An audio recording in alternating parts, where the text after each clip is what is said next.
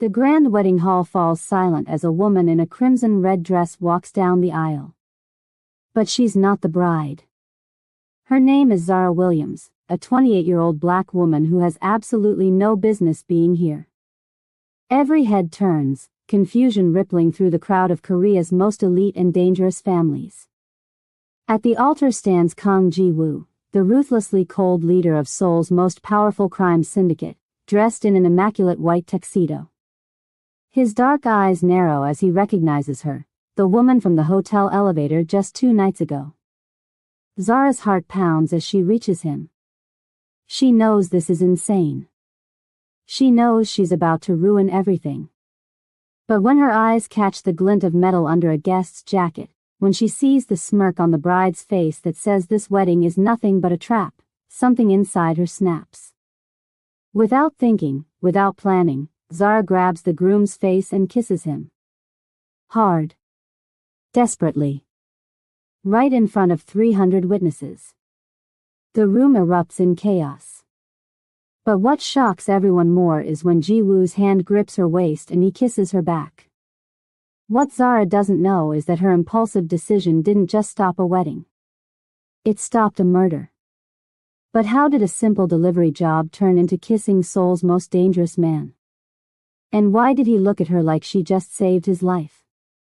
Hit that subscribe button and turn on notifications because this story is about to get absolutely wild. Trust me, you don't want to miss what happens next. To understand how Zara Williams ended up crashing a Mafia wedding, we need to rewind 3 days. Zara had moved to Seoul 3 years ago, working as a cultural liaison for international businesses. The pay was decent, the city was exciting, but her mother's mounting medical bills back in Atlanta were drowning her. So when her boss, Mr. Choi, offered her 5 million won, nearly $4,000, just to deliver a package to the Park family before Saturday, she didn't ask questions. She couldn't afford to. Friday night, Zara arrived at the luxury hotel where the Parks were supposedly staying. The documents felt heavier than they should as she rode the elevator to the penthouse floor. But when the doors opened, 2 men in black suits immediately grabbed her, slamming her against the wall. Her scream died in her throat as a voice cut through the tension, smooth and cold as winter. The guards released her instantly, and that's when she saw him for the first time. Kang Ji-woo emerged from the shadows of his suite, a glass of whiskey in his hand, looking nothing like a man who was getting married in less than 24 hours. There was something hollow in his eyes, something that made Zara's chest tighten with unexpected sympathy. He told her she had the wrong floor. The Parks were 2 levels down. But as their eyes met and held for a moment too long, Zara noticed the wedding invitation on his table. She congratulated him, trying to break the strange tension. His response chilled her. He told her not to congratulate him yet, as if he knew something terrible was coming. Zara left, but she couldn't shake the sadness she'd seen in his face. The next day, everything fell apart. The Parks wouldn't answer her calls. Security wouldn't let her into the wedding venue. Mr. Choi called, frantic, warning her that if she didn't deliver those documents by 3 p.m., the people who wanted them would come for her. The way he said it made her blood run cold. This wasn't about late fees. This was about survival. Desperate, Zara stole a catering uniform and snuck into the venue. She needed to find the Parks, deliver the package, and get out. But as she searched the private rooms, she heard voices. One of them was familiar, the bride. Zara peeked through a crack in the door and her entire world tilted. Min So-yeon, the beautiful bride in her pre-wedding dress, was locked in a passionate kiss with another man. Park Young-hoon. The son of the family Zara had been trying to reach. What she heard next made her forget about documents, about money, about everything. So-yeon laughed as she told Young-hoon their plan: marry Ji-woo, gain access to his empire, and eliminate him within 2 years. Young-hoon asked what would happen if Ji-woo discovered the truth. So-yeon's response was venomous. She said Ji-woo was too cold, too detached to even suspect. This marriage was just a business merger to him. He didn't love her, which made him the perfect target. Zara gasped, the sound too loud in the quiet hallway. So-Yun's head snapped toward the door, her eyes sharp with suspicion. Someone was listening. Zara ran. Her hands shook as she stumbled through the corridor, her mind racing. She should leave. This wasn't her business. These were dangerous people playing deadly games, and she was just a woman trying to pay her mother's hospital bills. But that image of Ji-woo's sad eyes wouldn't leave her mind. The ceremony began with all the elegance and grandeur expected of Korea's criminal elite. Zara watched from the very back, hidden among the servers, telling herself she would just observe. Just make sure.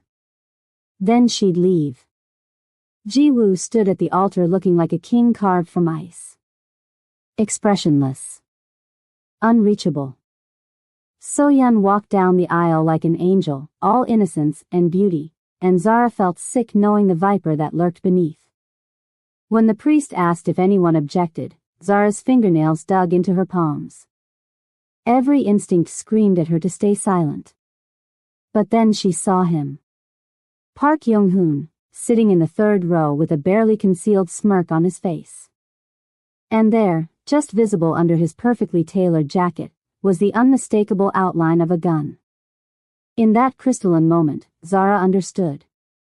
They weren't going to wait 2 years. They were going to kill Ji-woo today, at his own wedding, in front of everyone. It would look like a rival gang's attack. So-Yun would play the devastated widow and inherit everything. Zara's feet moved before her brain caught up. She walked down that aisle in her stolen catering uniform and red dress underneath, every eye turning to stare at this black woman who had no place in this world of Korean crime families. Ji-woo's eyes widened in recognition. He clearly remembered her from the hotel. Confusion flickered across his usually impassive face as he said one word, "You." Zara's voice rang out clear and strong. She objected. The room erupted in whispers. So-Yun's face twisted with rage as she demanded security remove this woman. Guards began moving toward Zara. She saw Young-hoon's hand slide toward his jacket. Without thinking, without planning, Zara closed the distance between her and Ji-woo and kissed him. But in that moment when her lips met his, she whispered 4 words that changed everything: gun. 3 o'clock. Blue tie. She felt Ji-woo's entire body go rigid. His eyes snapped to Young-hoon, and years of surviving in the criminal underworld meant he saw it immediately. The weapon. The threat. The betrayal. What happened next shocked Zara to her core. Instead of pushing her away, Ji-woo's hand wrapped around her waist and he kissed her back. Deeply. Possessively. His other hand gestured sharply to his men. The room exploded into chaos as Ji-woo's guards descended on Young-hoon. They found the gun within seconds. The gasps that rippled through the crowd turned from scandal to shock. Someone had brought a weapon to Kang Ji-woo's wedding. That was a death sentence. Young-hoon tried to explain, stammering excuses, but Ji-woo's voice cut through the noise like a blade. He asked Young-hoon if he could also explain why he was in a private room with the bride an hour ago. The color drained from So-Yun's face. She tried to speak, to spin some lie, but Ji-woo silenced her with a single look. His voice was colder than Zara had ever heard as he announced the wedding was cancelled. Everyone needed to leave. Now. No one argued with Kang Ji-woo. The hall emptied in minutes, guests fleeing from what was clearly about to become a bloodbath. Zara tried to slip away in the confusion, her job done, her conscience clear. But Ji-woo's voice stopped her dead. He told her to stay. It wasn't a request. Oh, we're just getting started. If you're loving this story, show some love by hitting that like button and subscribe to our channel. Comment red dress energy if you would have done the same thing because honestly, Zara is iconic. Now let's see what happens when she's alone with the man she just saved. In a private room away from the chaos, Ji-woo stood in front of Zara with an expression she couldn't quite read. He demanded an explanation. Everything. Now. Zara's words tumbled out in a rush. She explained about the documents, about seeing his bride plotting murder, about the gun. She'd panicked. She just reacted. Ji-woo asked why she didn't simply tell him. Zara nearly laughed. Did he really think she could just walk up to a mafia boss and announce his bride was planning to kill him? That seemed like a great way to get herself killed for being delusional. Something unexpected happened then. Ji-woo laughed. Actually laughed. The sound was rusty, like he hadn't used it in years. His men, standing guard by the door, looked absolutely stunned. He asked her name. When she told him, he repeated it slowly, like he was testing how it felt. Then his expression turned serious again.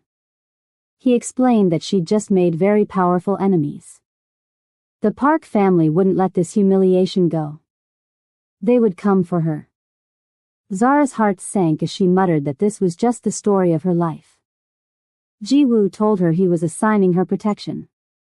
When she protested, he made it clear it wasn't a request.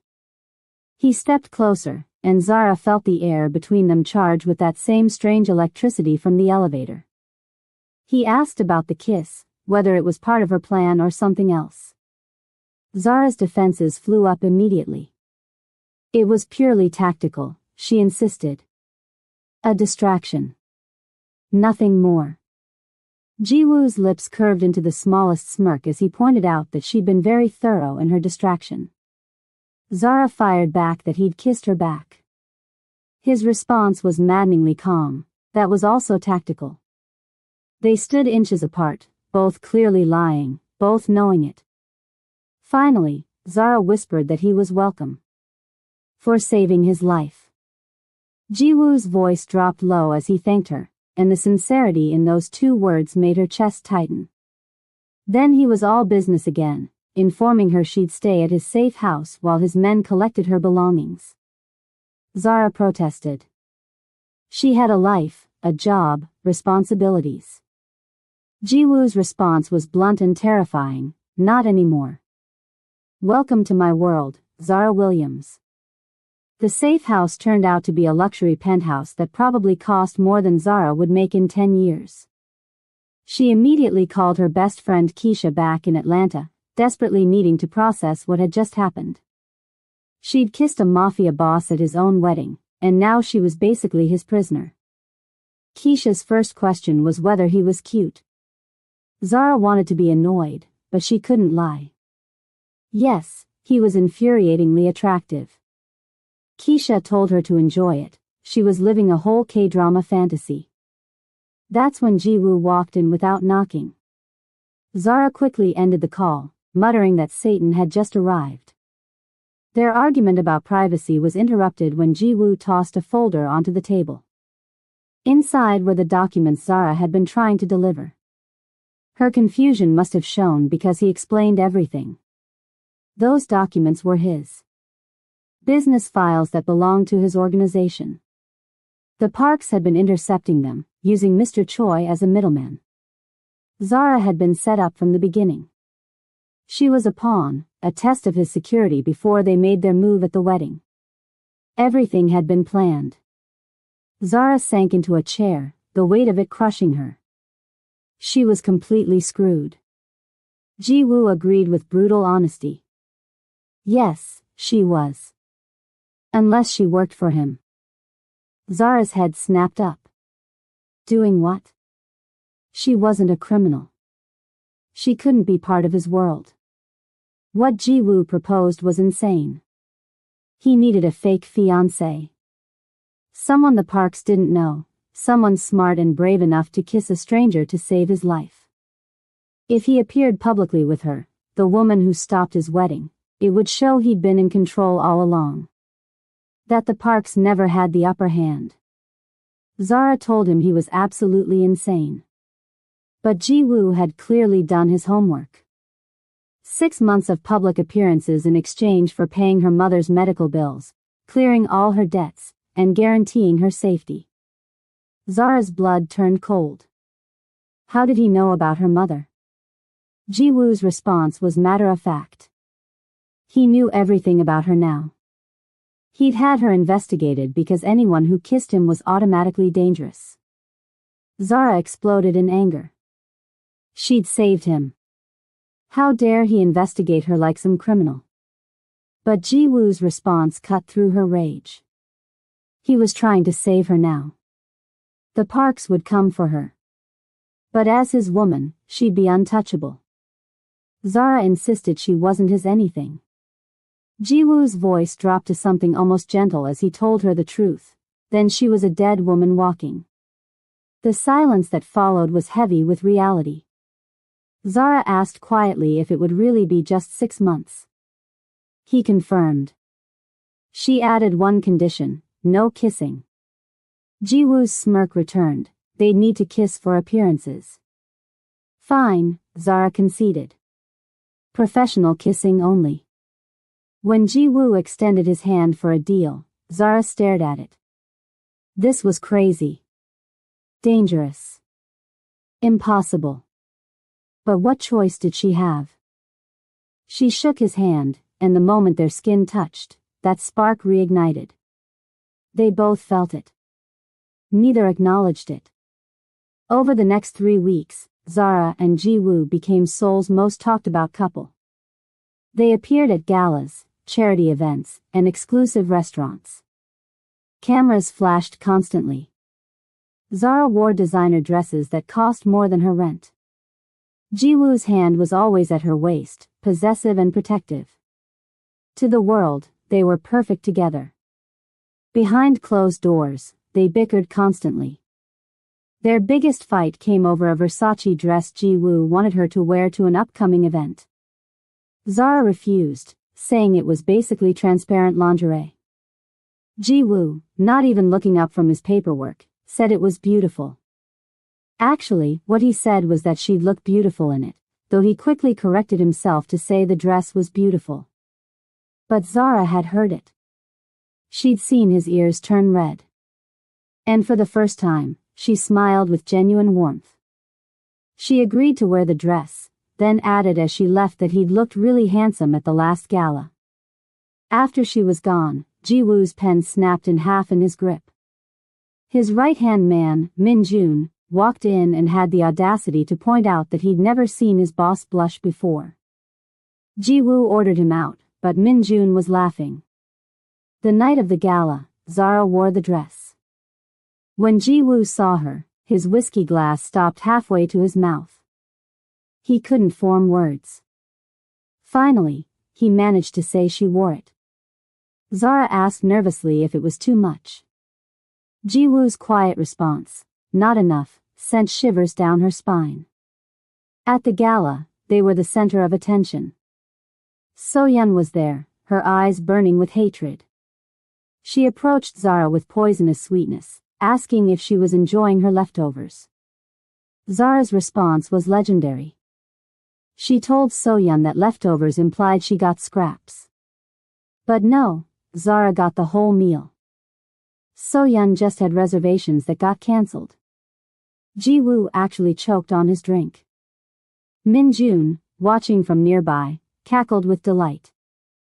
So-yeon hissed that this wasn't over.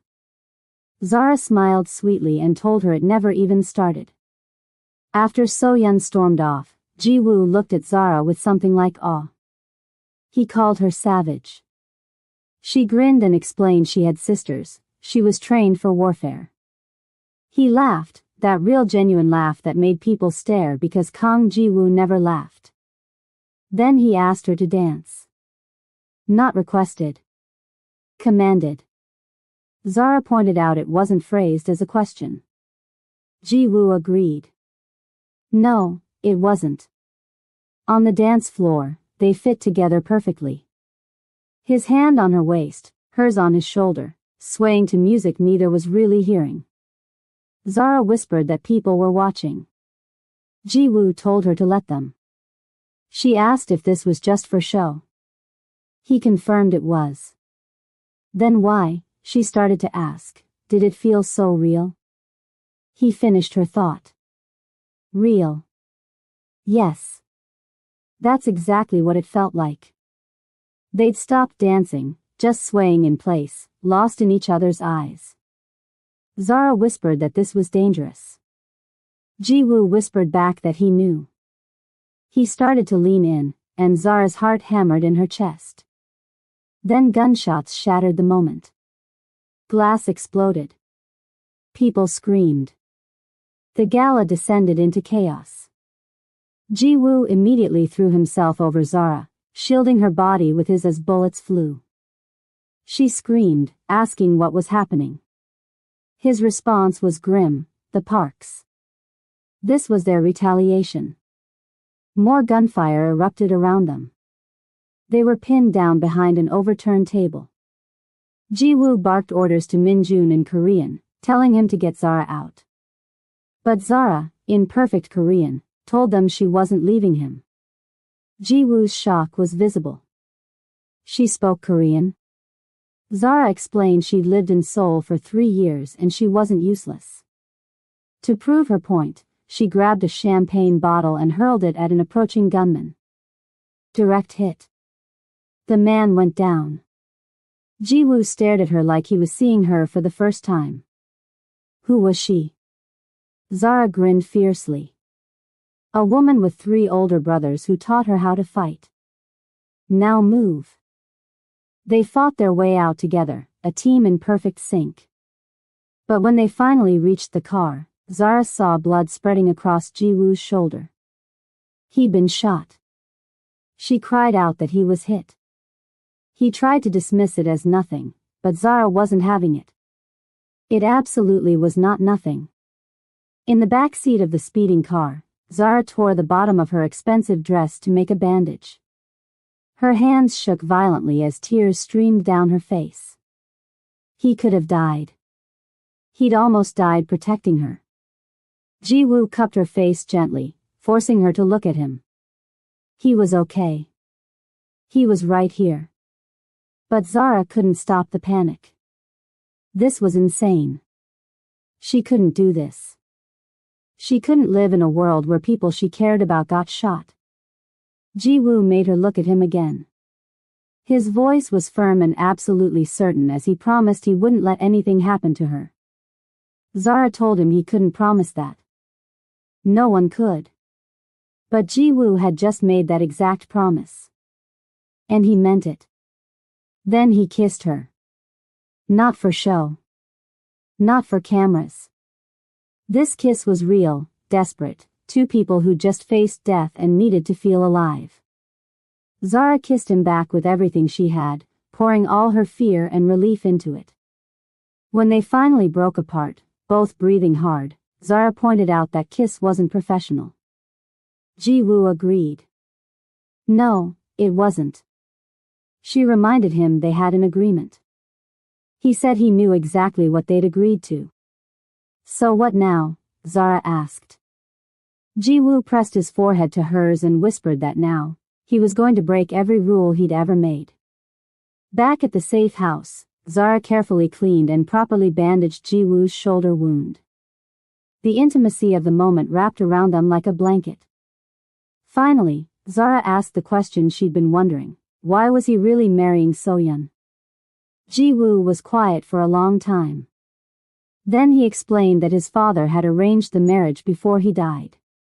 It was a merger between families. Ji-woo thought he was honoring his father's final wishes. Zara asked if he loved So-yeon. His answer was devastating. Love was a luxury in his world. Zara told him that was incredibly sad. Ji-woo said it was just reality. But Zara caught something important. He'd said, was marrying, past tense. It was over now. He was free. Ji-woo looked at her with an intensity that made her breath catch. Was he free? Zara asked what he meant. Weren't free people allowed to make their own choices? He took her hand, the one that had been bandaging him. He confessed that he hadn't felt free in 10 years. Not since he'd taken over his father's empire at 22. But when she kissed him at that wedding, for the first time in a decade, he felt something. Choice. Like maybe he could choose something for himself instead of just carrying out duty and obligation. Zara's voice was barely a whisper. What did he choose? Ji-woo pulled her closer, his eyes searching hers. He said he was still deciding. Zara started to respond, probably something sarcastic to break the tension, but he cut her off with a kiss. This one was slow, deep, deliberate. A decision being made in real time. When they broke apart, Ji-woo's voice was certain. Decided. Zara, breathless, told him she felt the same way. They smiled at each other, really smiled, for the first time without pretense. But then Zara pulled back. She announced she was going to her own room. Ji-woo asked why, clearly not wanting her to leave. Zara's response made his heart skip. Because he was going to earn this. Earn her. She wasn't just another thing for him to acquire or control. Ji-woo looked at her with something like wonder. Noted, he said. Zara pointed out he was bleeding again. He said it was worth it. 2 months passed. And something miraculous happened. They were happy. Actually, genuinely happy. Zara made Ji-woo laugh multiple times a day. He made her feel safer than she'd ever felt in her life. His men adored her because she cooked them soul food that reminded them what real flavor tasted like. She started learning about his businesses, the legitimate ones he was slowly transitioning to. They were becoming a real team. But happiness in the Mafia world is always temporary. Min-jun came to Ji-woo's office one afternoon, his expression troubled. He had a problem, he said, and showed his boss security footage. Zara, meeting someone in secret. Multiple times. Passing documents. Ji-woo asked when this was. Last week, Min-jun confirmed. Then he showed more footage. More secret meetings. His voice was reluctant as he suggested what they were both thinking. Zara might be working with the Parks. Ji-woo's voice went deadly quiet as he ordered Min-jun out. When his second refused, trying to discuss it further, Ji-woo roared at him to get out. Alone, Ji-woo stared at the footage of the woman he loved betraying him. His fist slammed into the desk hard enough to crack the wood. That evening, Zara walked into Ji-woo's office with a bright smile. She'd made dinner, his favorite. But she froze when she saw his face. Ice cold. Completely shut down. She asked what was wrong. He threw the photos on the desk. Her secret meetings captured in perfect clarity. Ji-woo's accusation hit her like a slap. She was working with the Parks. Zara's confusion was absolute. What? No. She would never betray him. But Ji-woo pointed at the evidence. It was right there in front of them. Zara insisted the evidence was wrong. He knew her. He knew she'd never do this. Ji-woo stood, his voice rising. Did he know her? They'd met 3 months ago when she crashed his wedding. For all he knew, that had been part of the plan all along. The hurt in Zara's eyes was devastating. He couldn't mean that. But the words kept coming, poison spilling from old wounds. Was any of it real? Or was he just another job, another mark? Zara's tears started falling. How could he even ask her that? Ji-woo's voice cracked with pain and fury. Because everyone he'd ever trusted had betrayed him.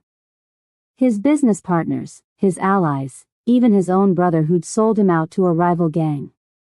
Why would she be different? Silence fell, heavy and horrible. Zara was crying openly now. Then she said it. The words that changed everything. She loved him, she said. That's why she was different. She was in love with him, you idiot. Ji-woo froze completely. Zara kept going, words tumbling out between sobs. She'd fallen in love with him somewhere between his terrible dad jokes and the way he secretly fed stray cats when he thought no one was watching. She loved how he pretended to be cold but had anonymously paid off her mother's hospital bills 2 weeks ago. She loved. Ji-woo told her to stop. But Zara refused. She explained everything. She'd been meeting with an FBI agent. Her older brother, Marcus. He'd been trying to convince her to leave Ji-woo, to testify against him, to enter witness protection. And she'd refused every single time because she loved him. She threw documents at him. Proof. FBI credentials. Her brother's badge. That's what he saw in those security photos, she said. Her protecting him. Again. Ji-woo stared at the evidence, then at Zara. The realization of what he'd done crashed over him like a wave. He started to say her name, but she cut him off. No. He didn't get to do this. He'd thrown away everything they'd built because he couldn't trust anyone. Every time something went wrong, he'd push everyone away. I'm scared, Ji-woo's voice broke. Of what? Zara shouted back. And Ji-woo finally broke open. Of this, he said. Of loving you so much that losing you would destroy me completely. His voice cracked as he continued. Everyone he'd ever loved had left. His mother abandoned the family when he was 8. His father died in his arms. His brother betrayed him. Everyone.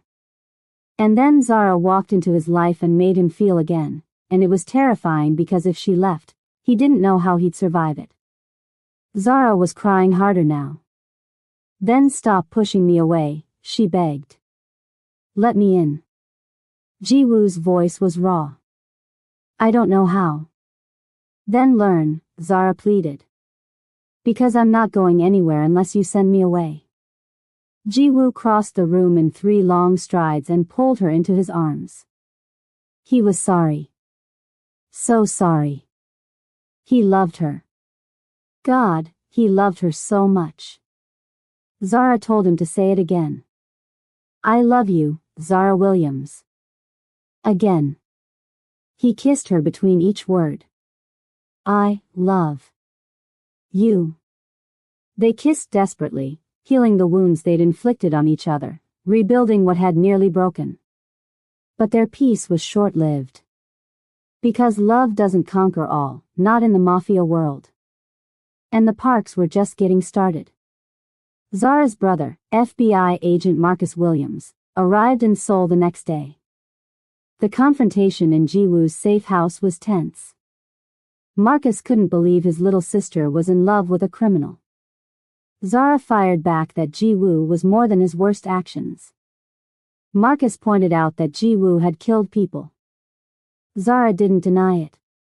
She said he'd done what he had to do to protect his family, his people. Marcus didn't know him the way she did. Marcus asked if she really knew him after just 3 months. Zara's response was simple and certain, yes. She did. Ji-woo entered, and the 2 men sized each other up. The testosterone in the room was suffocating. Zara ordered both of them to sit. Now. And shockingly, they obeyed. She laid out a plan. The Parks had tried to kill Ji-woo. They were trafficking weapons, drugs, and people. If Marcus wanted to take down real criminals, she said, focus on the actual monsters. Marcus asked what Ji-woo got out of cooperation. Ji-woo's answer was immediate, a clean slate, immunity, and Zara's safety. Marcus couldn't believe it. Ji-woo would give up his entire empire? Ji-woo looked at Zara as he answered. He'd give up anything for her. Marcus studied them both, then sighed heavily. Fine. He'd work with them. But if Ji-woo hurt Zara. Ji-woo finished the thought. Marcus would kill him. Understood. But Marcus shook his head. No. Zara would kill him. Marcus would just help hide the body. Zara actually laughed, the tension breaking. She told them she loved them both. Now let's take down these bastards. The plan was dangerous. Zara would wear a wire and meet with So-Yun, pretending she wanted to make a deal. The Parks thought she was just a gold digger who could be bought. The meeting took place in an abandoned warehouse. So-Yun was waiting, smug and beautiful. She seemed pleased that Zara had come. Zara played her part, saying she was tired of looking over her shoulder. So-Yun had promised to leave Ji-woo alone if Zara walked away. So-Yun's smile turned cruel. She admitted she'd lied. Suddenly, guns were pointed at Zara from all directions. But instead of fear, Zara smiled. So did I, she said calmly. Ji-woo's men burst in from every entrance. FBI agents swarmed the warehouse. It was a coordinated raid, perfectly executed. In the chaos, Young-hoon grabbed Zara from behind, pressing a gun to her head. He screamed for everyone to freeze or she'd die. Ji-woo immediately dropped his weapon, his hands up. His voice was steady but his eyes were wild. Okay. Just don't hurt her. Zara looked at Ji-woo and said his name calmly. When he responded, she asked if he remembered when she told him about her 3 older brothers. He said yes, confused about the timing. Zara grinned. They taught me this. She slammed her head backward into Young-hoon's face, spun out of his grip, and kicked the gun from his hand in one fluid motion. Marcus tackled Young-hoon before he could recover. Zara rubbed her head, wincing. That looked easier in movies, she muttered. Ji-woo pulled her into his arms immediately, checking her over frantically, asking if she was insane. Zara pointed out he was welcome. Again. Ji-woo kissed her hard. She was going to give him a heart attack. Zara quipped that a heart attack was better than a bullet. 6 months later, everything had changed. The Parks went to prison on charges ranging from attempted murder to human trafficking. Ji-woo cooperated fully with the FBI, providing evidence that took down 3 other crime syndicates. He dismantled the criminal parts of his empire and went legitimate.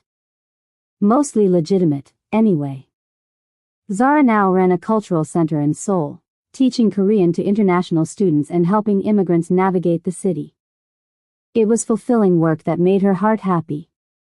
One afternoon, Ji-woo walked into her classroom carrying coffee. One of her teenage students immediately asked if that was her boyfriend. Zara smiled. Something like that. Ji-woo set down the coffee, kissed the top of her head, and asked if he was still just something like that. Zara asked what else he'd be. That's when Ji-woo pulled out a small box. Zara's eyes went wide. Before she could panic, he clarified. It wasn't an engagement ring. Not yet. It was a promise ring. Inside was a beautiful simple band engraved with their initials. Ji-woo explained that he wasn't asking her to marry him. He was asking her to keep choosing him every day, until one day, maybe she'd let him choose her forever. Zara was crying happy tears as she called him a drama king. Ji-woo pointed out that she loved it. She corrected him, she loved him. She kissed him as her students cheered and whistled. When she pulled back, Zara told him for the record, she'd say yes. Eventually. Ji-woo raised an eyebrow. Eventually? Zara reminded him, he was still earning it, remember? Ji-woo grinned. Challenge accepted. That night in Zara's apartment, they cooked together, bickering about seasoning. Zara insisted Ji-woo was using too much garlic. He argued there was no such thing as too much garlic. Zara pointed out that might be true for Korean food, but this was jollof rice. Sacred territory. Ji-woo seemed touched that she was teaching him to cook her family's food. Zara clarified he was cooking under supervision. Marcus video called right then. When they answered, he immediately told them they were disgustingly cute. Zara thanked him cheerfully. Jiwoo asked if there was a reason for the call. Marcus's news made Zara groan. Their mother wanted to meet Jiwoo. Thanksgiving in Atlanta. It wasn't optional. Jiwoo agreed immediately. He'd be there. Zara tried to warn him. Her family was a lot. Terrifying. Protective. Loud. Jiwoo wrapped his arms around her from behind.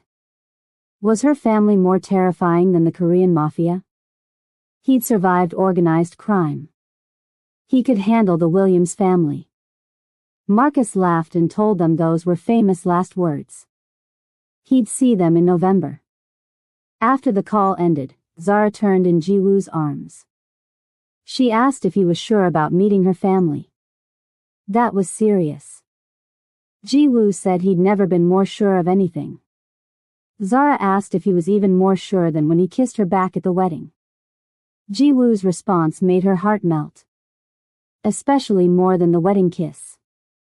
Why? Zara asked. Because that kiss saved my life, Jiwoo said. But you gave me a reason to live it.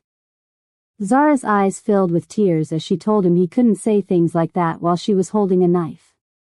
Jiwoo gently took the knife and set it down. Better? Much better, Zara whispered. They kissed, slow and sweet and earned. A kiss that promised forever, even if forever wasn't official yet.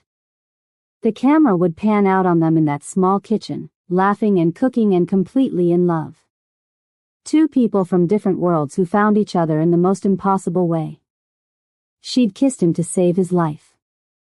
She stayed to save his soul.